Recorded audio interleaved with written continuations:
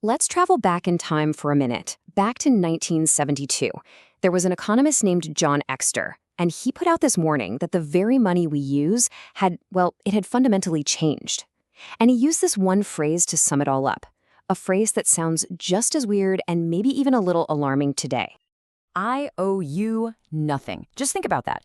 Imagine taking a dollar bill out of your wallet and realizing that it's basically a promise for nothing.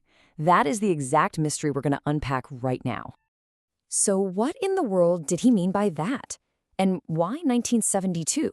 What was so special about that year? To get to the bottom of it, we've got to start with the absolute basics, with the question, what is money even supposed to do? To really get why Exter was so concerned, we first need to understand his framework for money. He said it's pretty simple, actually. Money has three and only three jobs to do. Okay, so job number one, it's a means of payment. You use it to buy things, right? Simple enough. Job two, it's a standard of value. That coffee you bought has a price tag on it, quoted in dollars. But then there's the third job, and this is the one that's absolutely crucial to our story. It has to be a store of value. You need to be able to save it and trust that it's going to be worth about the same tomorrow, mostly because it's hard to come by, it's scarce. Now, here's the massive problem Exter saw back then. By 1972, the whole system was broken. There wasn't a single thing that was doing all three of those jobs at the same time. The financial world was basically split in two, and it was causing all sorts of confusion. And you can see that split pretty clearly. On one side, you had paper money, dollars. And sure, they were working just fine for buying stuff and for pricing things, but as a store of value, not so much. Inflation was eating away at their worth. Then, on the other side, you had gold and silver. They were fantastic stores of value. They're scarce, they're real, but nobody was actually using gold coins to buy groceries anymore.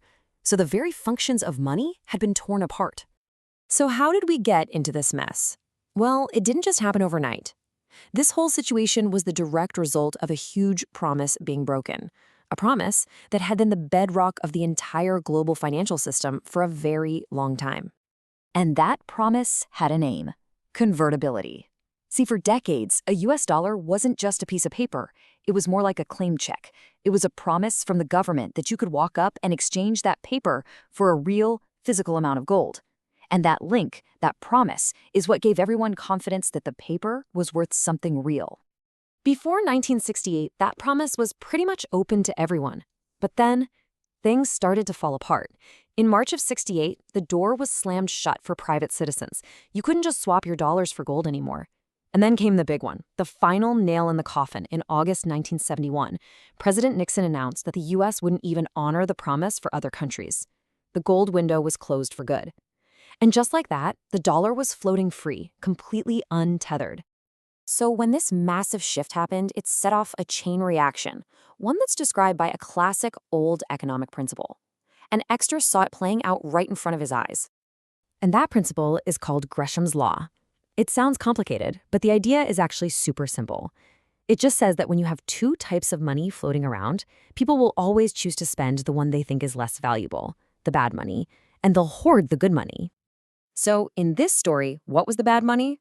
Well, it was all that paper currency that was no longer convertible into gold. Why bad? Because now there was no real limit on how much of it could be printed. It became abundant. It became, in Exter's famous words, an IOU-nothing. And the good money? You guessed it. It was gold.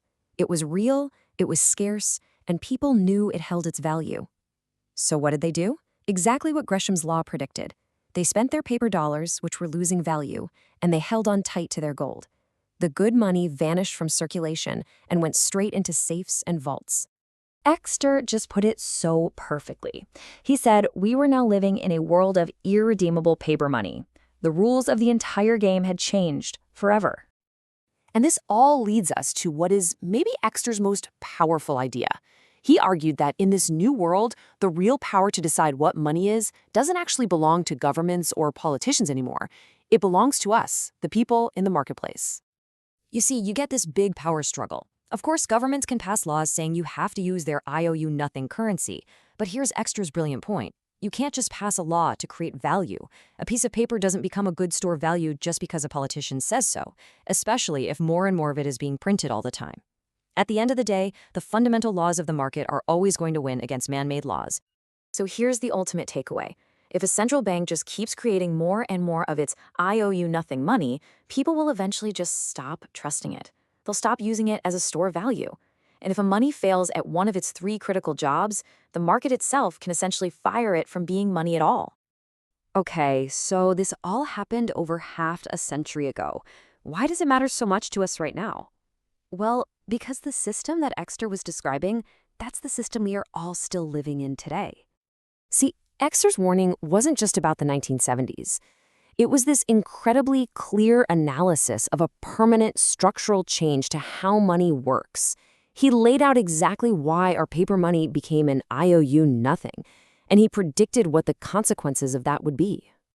And that brings us right back to the big, enduring question he left us with, a question that might be even more relevant today than it was back then. In this world of IOU-nothings, can the currencies that we all use every single day actually hold their value in the long run? Or will the market, as it always does, eventually decide to seek out something else, something that can actually do all three jobs of money? That's the question we're all still trying to answer.